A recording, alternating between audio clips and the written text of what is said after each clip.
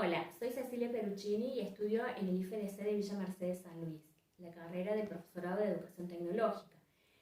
La materia que estamos viendo es Recursos Didácticos y TICS 2. Y el tema es Desde la imprenta a los bits. Previo a la creación de la imprenta, el conocimiento se transmitía de boca en boca y no eran para todos, era para algunos pocos. Para hacer el manuscrito en los libros, se tenía que retener la palabra memorísticamente para ser registrada. Las obras eran únicas y eran reliquias. En la primera revolución, con la creación de la imprenta de usos móviles, creada por Gutenberg en 1445, esto hace que los libros se pudieran tener copias. Es decir, que la sociedad tenía más acceso a adquirirlos. Con la segunda revolución aparecen las ondas radiales, donde se crea el telégrafo, la radio, las comunicaciones telefónicas, las comunicaciones espaciales, y ya ahí la cultura comienza a adquirir la parte auditiva. Es decir, que con las ondas radiales aparece el audio y también la televisión. Pero recién en la tercera revolución va a aparecer lo que va a ser la aparición de la televisión en todas las casas, masivamente. Es decir, que la sociedad va a adquirir, aparte de lo auditivo, lo visual. En la revolución número 4 aparecen las computadoras. Allí la autora Begonia Gross se hace algunos interrogantes. ¿Se aprende más? ¿Se aprende mejor? Y la verdad que no, porque ella habla sobre la adquisición de las portátiles, donde dice que dentro del aula los alumnos siguen en hileras, en bancos, y el profe sigue adelante dando su clase. Es decir, la clase sigue siendo tradicional. También la autora plantea que hay problemas en el programa, donde uno de los problemas graves es la infraestructura tecnológica, donde los niños en el aula se conectan todos a la vez y deja de haber internet. Otro de los programas que tienen problemas es la parte cuando los profesores entran al aula y se encuentran con todas las máquinas y no saben qué hacer.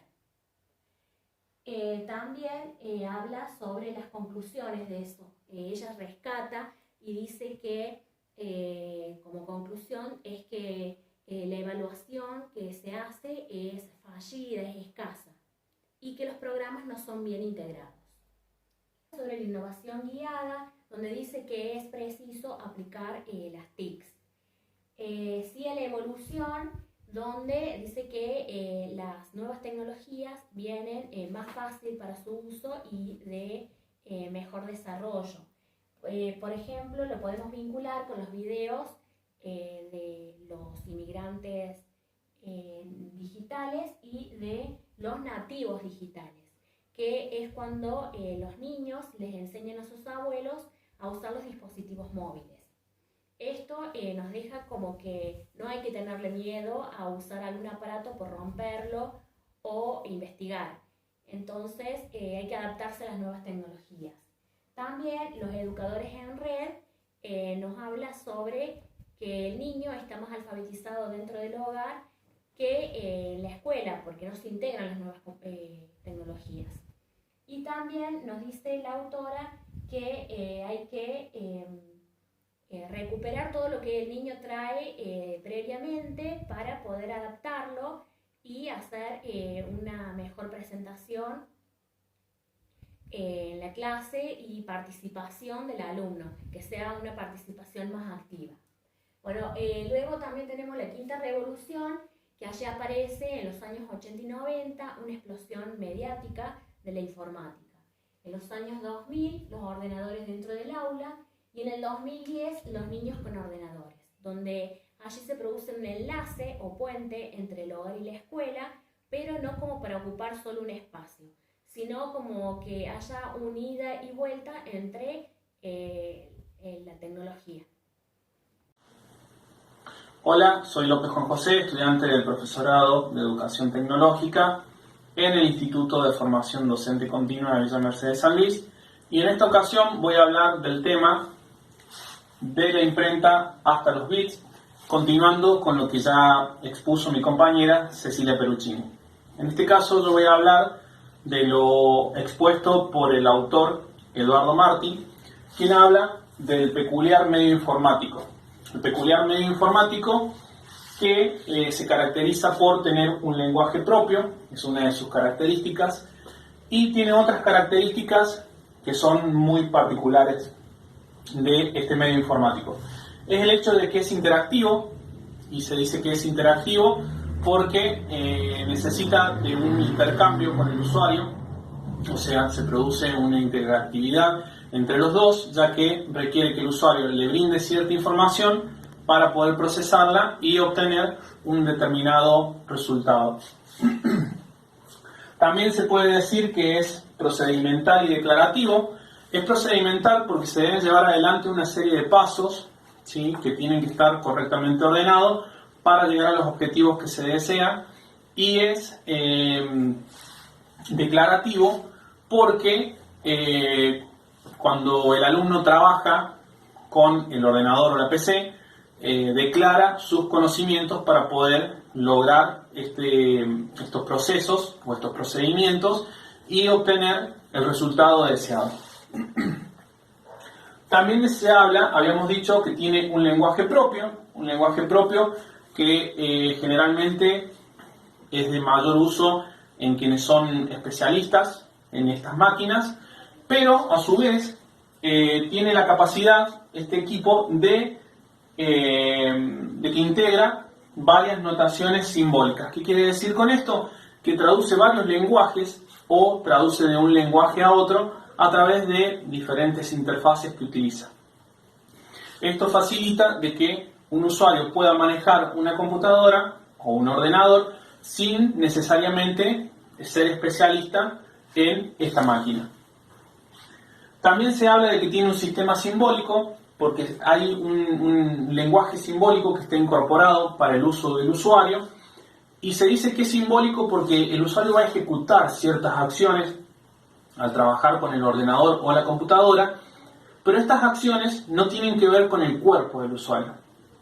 Entonces, hay una interacción activa, pero no requiere del cuerpo, por eso se torna simbólico. También Eduardo Martín nos habla de qué pasaría si queremos incorporar o utilizar el ordenador en el aula. Nos dice que tiene grandes potencialidades, y dentro de estas potencialidades implica cambios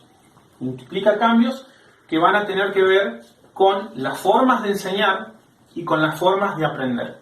Ya no se pueden seguir utilizando las mismas formas de enseñar que se utilizaban antes del ordenador o la computadora, y por ende va a suceder que las formas de aprender ya no van a ser iguales que las que se venían dando con anterioridad a este proceso. También habla de innovación en las prácticas. Estas innovaciones en las prácticas tienen que ver nuevamente con esto de los cambios que se van a producir y los cambios particularmente en las formas de enseñar, ¿sí? Al mismo tiempo, dice que puede ser dañino, y puede ser dañino cuando no se usan las estrategias adecuadas, cuando no se usan los contenidos adecuados, ya que el alumno, al trabajar con el ordenador, se puede ver frustrado al no lograr los objetivos planteados. Por eso es muy importante usar las estrategias, las formas de enseñanza y los contenidos adecuados para poder llevar adelante esta clase. Al mismo tiempo, habla de un uso correcto. Habla de un uso correcto que tiene que ver con interdisciplinaridad. Eso quiere decir que debería haber varias disciplinas que trabajen en conjunto utilizando el ordenador con un objetivo en común. Al mismo tiempo se habla de que el ordenador viene para ayudar, viene para colaborar, es una máquina que tiene ciertas funciones, pero no viene a reemplazar al docente. Al mismo tiempo, los docentes que van a trabajar en esta interdisciplinaridad tienen que tener un manejo fluido del uso y conocimiento sobre lo que es el ordenador y la computadora. Y estas son algunas de las características generales que se pueden nombrar con respecto a la utilización del ordenador o computadora dentro del aula. Bueno, espero que les haya gustado este video que preparamos con mi compañera Cecilia Peruccini y nos estaremos encontrando en un próximo video.